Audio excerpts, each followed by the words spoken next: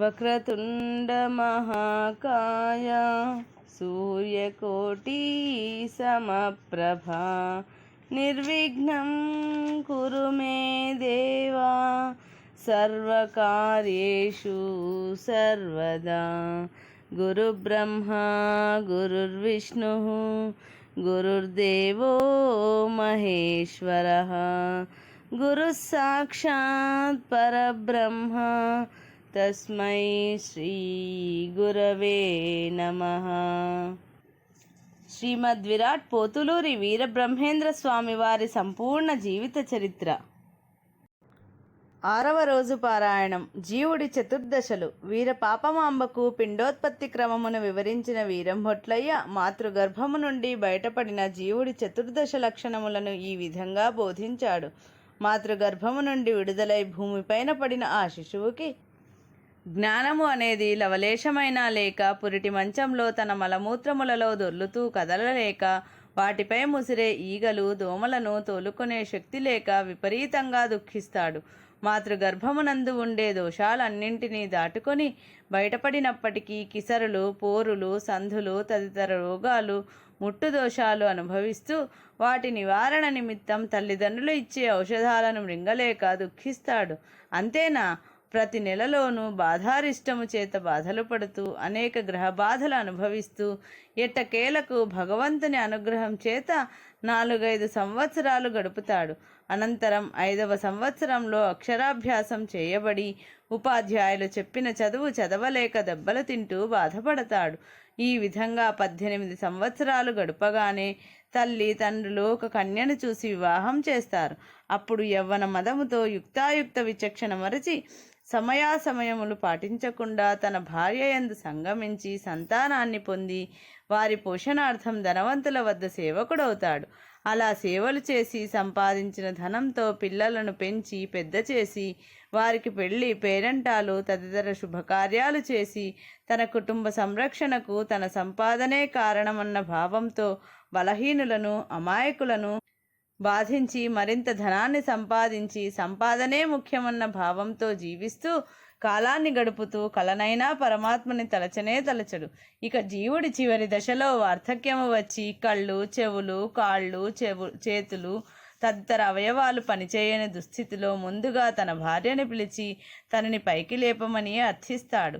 అప్పటి వరకు అతని సంపాదనకు పట్టం గట్టిన అతడి భార్య అతని ఏమాత్రం కనికరించదు సరికదా, సహాయపడకపోగా చీదరించుకుంటుంది. అంతలో కొడుకులు, కోడళ్ళు, కూతుళ్ళు, అల్లుళ్ళు, మనవలు, మనవరాళ్ళు వచ్చి అనేక ఆంక్షలు విధిస్తూ ముక్కు మూసుకొని మూలపడి ఉండు అని గద్దిస్తారు. అప్పుడు ఆ జీవుడు అయ్యో నేను నావారు అనుకుని వీళ్ళందరినీ అనేక విధాలుగా సంరక్షించి పెద్ద చేసి ఇంత వారిని చేశాను, పెళ్ళిళ్ళు చేశాను, పేరంటాళ్ళు చేశాను, ఇల్లు వాకిళ్ళు సిరి సంపదలు సంపాదించి ఇచ్చాను, అమాయకుల నోళ్లు కొట్టి ఆర్జించినదంతా వీళ్ళకి కట్టబెట్టాను, ఇన్ని విధాలుగా వీళ్ళని నేను వృద్ధి చేశాను. కానీ నా సొమ్ము తిని నా పంచన బ్రతికిన వీళ్ళు ఇవాళ నన్ను చీత్కరించి చీదరించుకుంటున్నారు. నాకు ఆసరా ఇవ్వడానికి ఇంత గంజిపోయడానికి చీదరించుకుంటున్నారు. నేను చేసిన ఉపకార్యానికి నా భార్యాబిడ్డలు నాకు చేస్తున్న ప్రత్యుపకారం ఇదా?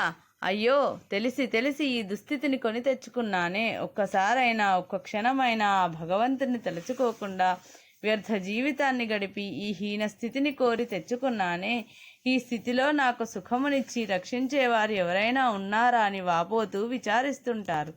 అలా పుట్టినది మొదలు తుది వరకు జీవుడు ప్రతి దశలోనూ శరీరముపై గల వ్యామోహంతో దుఃఖాన్ని కోరి తెచ్చుకుని అంత్యదశలో ఉండగా యమకింకరులు వచ్చి యమపాశాలు విసిరి ప్రాణాలను గట్టిగా బంధించి దేహములో నుంచి ప్రాణిని బయటకు లాగి ముళ్ళు, రాళ్ళు, రప్పలు, చీము, నెత్తురు తదితరములైన కఠిన మార్గాల గుండా ప్రాణిని లాక్కుపోతూ ఉంటే ఆ బాధను భరించలేక, ఆ కష్టాలను తట్టుకోలేక భయంతో వణికిపోతూ అయ్యో దేహము శాశ్వతమని నమ్మి మోసపోయానే అని దుఃఖిస్తుండగా యమభటులు ఆ జీవుడిని నరకానికి ఈడ్చుకొని పోయి యమునిచే అనుజ్ఞను పొంది ఆ జీవుణ్ణి మరిన్ని బాధలకు ఆలవాలమైన నరకమునందు పడేస్తాడు.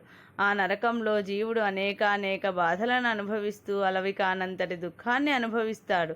కర్మబంధాన్ని వదలలేని జీవుడు ఇలాగే మరలా మరలా పుట్టి గిట్టి ప్రతి జన్మయందు ఈ చతుర్దశ లక్షణాలను అనుభవిస్తూ దుఃఖిస్తుంటాడు. వీరం భొట్లయ్య ఆ విధంగా జీవుడి చతుర్దశ లక్షణాలను వీర పాపమాంబకి బోధించి, అమ్మా విన్నావు కదా, పాంచభౌతికమైన దేహము పైన ఆశచేత జీవుడు ఎన్ని బాధలు అనుభవిస్తూ దుఃఖిస్తూ ఎన్నెన్ని జన్మలనెత్తుతాడో అర్థమైంది కదా. ఇట్టి దేహ సంబంధమైన అశాశ్వతమైన మానవ సంబంధాలపై ఆశలు త్రెంచుకో. బ్రహ్మానందమును అందించే సచ్చిదానంద స్వరూపుడగు సర్వేశ్వరుడిని సర్వకాల సర్వావస్థలయందు నీ మనస్సునందు నిలుపుకొని ధ్యానించు. అదే కర్మబంధమునకు కైవల్య పదమునకు ఏకైక మార్గముని ప్రబోధించాడు. ఆ ప్రబోధముతో జ్ఞాన మార్గంలోకి అడుగుపెట్టిన వీరపాపమాంబ తన్మయానందంతో కుమారుని వైపు చూస్తూ, నాయనా, ఇప్పుడిప్పుడే నా గమ్యమేమిటో నాకు బోధపడుతోంది. నీ అనుగ్రహం వల్ల పిండోత్పత్తి క్రమము, చతుర్దశ లక్షణములు అవగతమయ్యాయి. అయితే జ్ఞాన సముపార్జనకు, తద్వారా మోక్ష సాధనకు శరీరము తప్పనిసరి అని విఘ్నులు బోధించారు కదా.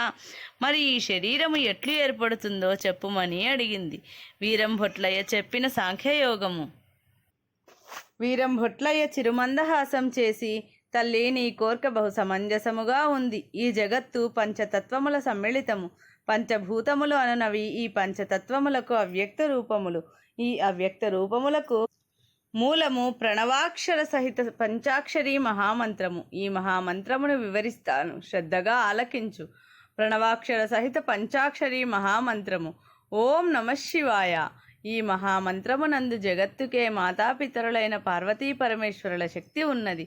అంతేకాక ముఖ్యంగా ఈ ప్రణవ మహామంత్రము 6 అక్షరములు కలదై దేవికి ప్రతిరూపమై విరాజిల్లుతోంది. ఓంకారే దేవీవదనం వాయకారౌ భుజద్వయం శికారం దేహమధ్యం చ నమకారౌ పదద్వయం.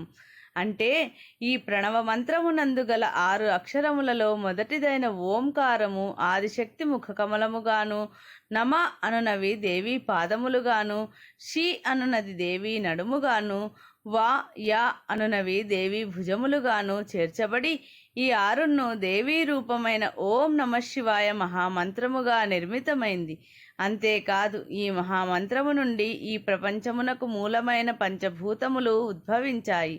ఆ పంచభూతములు ఏవంటే అవ్యక్తమయతోహంకార ఆత్మానాకాశ సంభూత, ఆకాశాద్వాయు వాయోరగ్ని అగ్నేరాపహ అపహ పృథ్వీ. అంటే పృథివీ, జలము, అగ్ని, వాయువు, ఆకాశములను ఈ 5ంటిని పంచభూతములు అంటారు. ఈ పంచభూతములే శరీరముగా రూపొందాయి. ఈ పంచభూతములను విడివిడిగా విభజించటాన్నే పంచీకరణము అంటారు. ఈ పంచీకరణము అనగా మనస్సు, బుద్ధి, చిత్తము, అహంకారము, జ్ఞానములనే అంతఃకరణముల చేత ఆకాశము ఏర్పడింది. సమాన, వ్యాన, ఉదాన, అపాన ప్రాణములనే పంచప్రాణముల చేత వాయువు ఏర్పడింది. శ్రోత్రము, ధ్వక్కు, చక్షువు, జిహ్వ, ఘ్రాణములనే జ్ఞానేంద్రియముల చేత అగ్ని ఏర్పడింది. శబ్దము, స్పర్శము, రూపము, రసము, గంధము అనే పంచతన్మాత్రల చేత జలము ఏర్పడింది. వాక్కు, పాణి, పాదము, గుదము, గుహ్యములనే కర్మేంద్రియముల చేత పృథివీ ఏర్పడింది.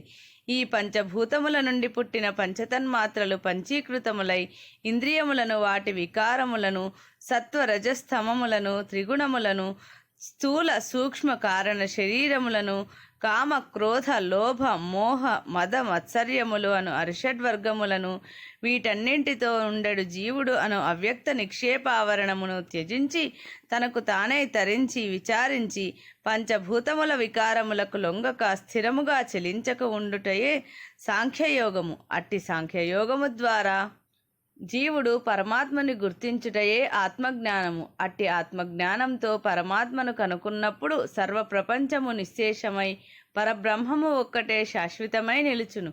ఇట్టి పరబ్రహ్మమును గుర్తించుటయే సాంఖ్యయోగము. తల్లికి తారకోపదేశం చేసిన వీరంభొట్లయ్య. సాంఖ్యయోగమును వీరపాపమాంబకు తెలిపిన వీరంభొట్లయ్య ఆమెతో, తల్లి, ఇంతవరకు నీకు పరబ్రహ్మము యొక్క సాంఖ్యయోగమును వివరించారు. ఇహ ఆ పరబ్రహ్మమును గుర్తించుటకు అతి సులభమైన యోగ మార్గమును చూపిస్తాము. స్థిరచిత్తురాలవై ఆలకించు అని చెప్పి ఈ విధంగా చెప్పసాగాడు. నీవు పద్మాసనమును ధరించి స్థిరచిత్తముతో కూర్చుని వాయువేగము కన్నా అనేక రెట్లు వేగముగా పరిగెత్తే మనస్సును నియంత్రించి ఇప్పుడు నేను చూపించే నా జ్యోతి యందు మనస్సును లయము చేసినచో చిన్మయ రూపుడైన పరమాత్మ సాక్షాత్కారం సిద్ధిస్తుంది. అది ఏ అణువు. ఆ అణువునందే కోటి సూర్యప్రకాశము ఆవిర్భవించింది. ఆ అణువు నుంచే సర్వలోకములు పుట్టి దానిలోనే లయించుచున్నవి. ఆ వెలుగే పరిపూర్ణమైన మోక్షపదము.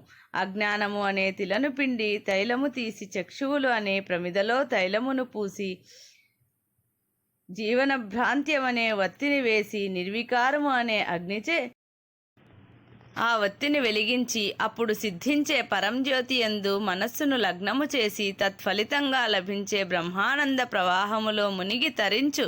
ఇదే పరబ్రహ్మమును కనుగొనుటకు సులభ సాధనము అని వివరించాడు. వీరపాపమాంబ ఆనందమునకు అంతులేకపోయింది.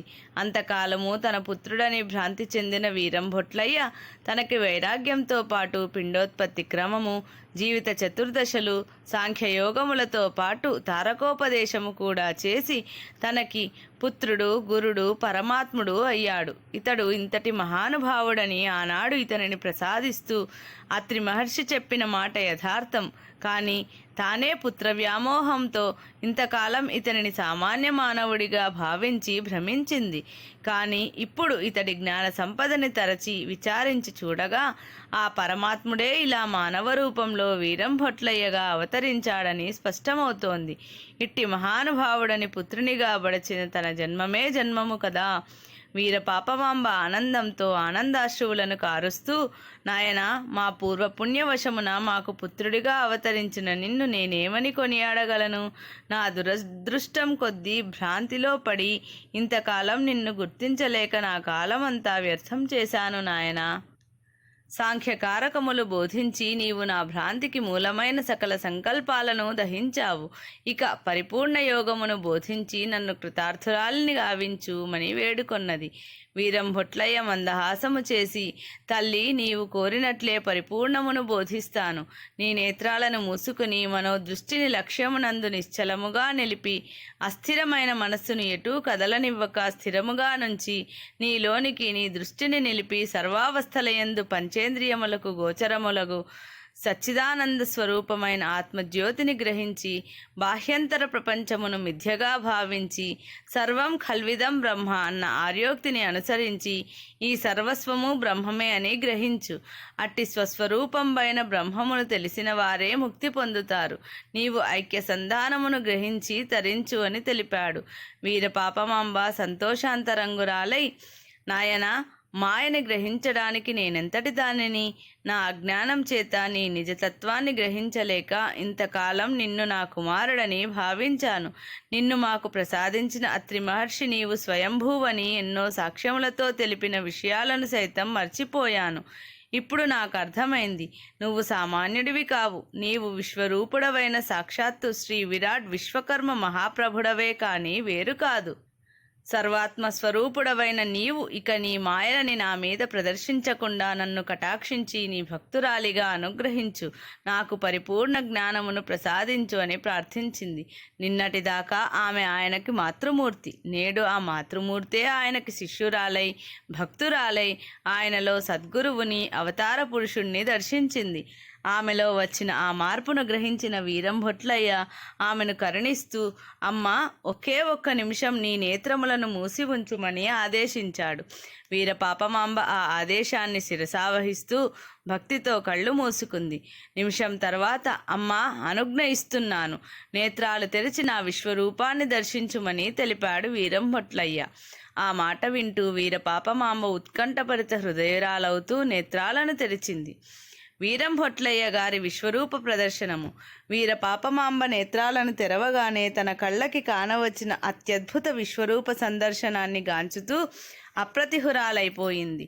వీరంభొట్లయ్య గారి విశ్వరూపము 1000 శిరస్సులు, 1000 నేత్రములు, 1000 హస్తములు, 1000 పాదములతో బ్రహ్మాండ భాండమంతగా తానే అయి పాదములందు పాతాళము, మస్తకము సత్యలోకము, దేహము మత్స్యలోహము, నేత్రములు సూర్యచంద్రులు, చెవులు దిక్కులు, నాసికా ద్వారములు సత్యలోక ద్వారములు కాగా, జిహ్వ వరుణదేవుడై, ఉదరము సప్త సముద్రములై, నాడులు మహానదులై, రోమములు మహావృక్షములై, ఎముకలు పర్వతములై, శిరోజములు మేఘములై, ప్రాణములు వాయుదేవుడై, బాహువులు ఇంద్రాది దేవతలై, గుహ్యము బ్రహ్మదేవుడై, శుక్లము ధర్మ మార్గమై, వీపు ధర్మస్థలమై, వాగీంద్రియము అగ్నిదేవుడై, కోరలి యమధర్మరాజై, సకల చరాచర భువనమందలి సమస్తము తానే అయి, విశ్వరూపమును దాల్చిన వీరంభట్లయ్య గారి విశ్వరూప సందర్శన భాగ్యాన్ని పొందిన వీరపాపమాంబ బ్రహ్మానంద భరితురాలై తన్మయత్వముతో భక్తితో ఊగిపోయింది.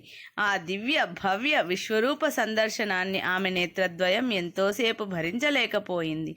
అపూర్వము, అత్యద్భుతము, అనూహ్యమైన ఆ విశ్వరూప తేజస్సును భరించలేక వీరపాపమాంబ మరలా నేత్రద్వయాన్ని మూసుకొని చేతులు జోడించి, తండ్రి, విశ్వ విరాట్ స్వరూప, విశ్వేశ్వర, పరమాత్మ, ఈ సృష్టి సమస్తము నీవేనని ఎరిగిన నేను నిన్నేమని వర్ణించగలను? సమస్త భువనాలను నీలోనే నిలుపుకున్న నిన్ను నేనెలా కీర్తించగలను? విశ్వ శరీరుడవై వెలుగుతున్న నిన్ను గుర్తించక మాయలో చిక్కిన నేను నిన్నేమని పొగడగలను? తండ్రి, సర్వ ప్రపంచాన్ని నీలోనే దర్శించాను, నీ మాయను గ్రహించాను. నీవు తప్ప ఈ సృష్టి సమస్తము అశాశ్వతమని గుర్తించాను. నిన్ను తెలుసుకొని నిన్ను పొందుటే మోక్షమని నాకు అర్థమైంది. నాయనా, ఈ వ్యర్థ ప్రపంచికమును నిరర్ధకములని నాకు అవగతమైంది. తండ్రి, పరమాద్భుతమైన నీ విశ్వరూప సందర్శనమును నా సామాన్య నేత్రములు భరించజాలకున్నాయి. కాన నా యందు ప్రసన్నుడవై నీ సౌమ్య రూపమును నాకు అనుగ్రహించు అని ప్రార్థించింది వీరపాపమాంబ.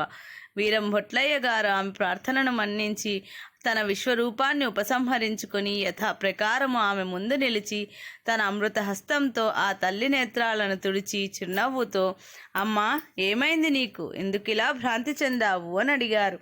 వీరపాపమాంబ భక్తితో చేతులు జోడించి, నాయన, నీ దివ్య విశ్వరూప దర్శనం చేత నా జన్మము పావనమైంది. నీ కృపారసముచే నేను పొందిన జ్ఞానము నా అజ్ఞానాన్ని నశింపచేసి బ్రహ్మానందాన్ని నాకు కలిగించింది. ఇంతటి పరమానందాన్ని నాకు అనుగ్రహించిన నిన్ను నేనేమని పొగడగలను? నాయన, నీ సంపూర్ణ కృపా కటాక్షములచే నన్ను జనన మరణ ప్రవాహము నుండి తప్పించావు, నాకు మోక్ష మార్గాన్ని ప్రసాదించావు. నాయనా, నీవు లోకము దృష్టికి సామాన్య మానవుడివే కాని యథార్థానికి నిర్వికార నిరంజనుడివి, అవాంగ్మానస గోచరుడివి, ప్రకృతిద్వయ దోషరహితుడివి, సచ్చిదానంద సర్వసాక్షివి. ప్రభు, సంసారమనే మాయలో పడ్డ మానవులకు నీ పాదపద్మముల స్మరణ తప్ప వేరొక ఉపాయము లేదు. జ్ఞాన సంపదను పొందగోరు వారికి నీవే గమ్యస్థానము. సర్వకర్మలకు కర్తవు నీవే, సర్వకర్మలను నియమించువాడవు నీవే, ఆ కర్మలకు సాక్షివి, కర్మఫలమును ప్రసాదించువాడివి నీవే. ఈ జగమునకు కర్తవు, భర్తవు, లయకర్తవు నీవే. శృతులచే సత్యస్వరూపుడని కీర్తించబడుచున్న జగన్నాథుడివి నీవే. నాయన, పరమ పావనమైన నీ మహత్యాన్ని వర్ణించడానికి 1000 శిరస్సులున్న ఆ ఆదిశేషుడికైనా తరం కాదు. అంతటి సమోన్నతుడివైన నిన్ను వర్ణించి, కీర్తించి, వినుతించి సేవించడానికి నేనెంతటి దానిని? నాయనా, నా పాపాలను పరిహరింపుము, నాకు పరమపదమును ప్రసాదించుము. పాహిమాం పాహిమాం శ్రీ విరాట్ విశ్వకర్మ ప్రభు, పాహిమాం పాహి పాహి అని ప్రార్థించింది భక్తి పారవశ్యంతో. అంతటా వీరంభొట్లయ్య ప్రసన్నంగా ఆమెను చూస్తూ, తల్లి, నీవు పరమసాధ్వి లలామవగుట చేతనే హరిహరాదులకు అగోచరమైన నా నిజ విశ్వస్వరూపమును చూడగలిగావు. నా విశ్వరూప దర్శనంతో నీ భ్రాంతులన్నీ నశించిపోయాయి. ఇక నీవు ఈ పాపాగ్ని మఠమునందు తపస్సు ఆచరిస్తూ శేష జీవితాన్ని ముగించు, నీకు అంత్యమున కైవల్యాన్ని ప్రసాదిస్తాను అని అభయమిచ్చి, తల్లి, ఇకనైనా నా దేశ సంచారయాత్రకు అనుమతిస్తావా అని అడిగాడు. వీరపాపమాంబ చేతులు జోడించి, నాయన, నీకు అనుమతి ప్రసాదించేటంతటి దానినా నేను? అఖిలాండకోటి బ్రహ్మాండ నాయకుడివైన నీకిదే నా శుభాశీస్సు. ఇక నీవు నీ సంకల్పానుసారం దేశాటన చేస్తూ క్షేత్రాలను తిలకిస్తూ అజ్ఞానులైన మానవులకు నీ మహాతత్వాలను బోధిస్తూ వారిని సుజ్ఞానులుగా చేసి తరింపచేయి. ఇదే నా ప్రార్థన అని చెప్పిన ఆమె ఒక్క క్షణం సందేహించి, నాయన, మరలా నిన్ను చూసే భాగ్యం నాకున్నదో లేదో తెలియదు. సందేహాత్మురాలినైన నన్ను ఇంకొక సంశయం బాధిస్తోంది. దేవ బ్రాహ్మణులమైన మన వర్ణము ఈ కలియుగమున పూజార్హతను ఎందుకు కోల్పోయింది? బ్రాహ్మణులు ఎప్పటి నుండి బ్రాహ్మణ శబ్దమును వహించి పూజించబడుతున్నారు? ఈ సంశయాన్ని నివృత్తి చేయమని కోరింది. ఇది శ్రీ పోతులూరి వీరబ్రహ్మేంద్ర స్వామి జీవిత చరిత్ర 6వ రోజు పారాయణము సంపూర్ణం.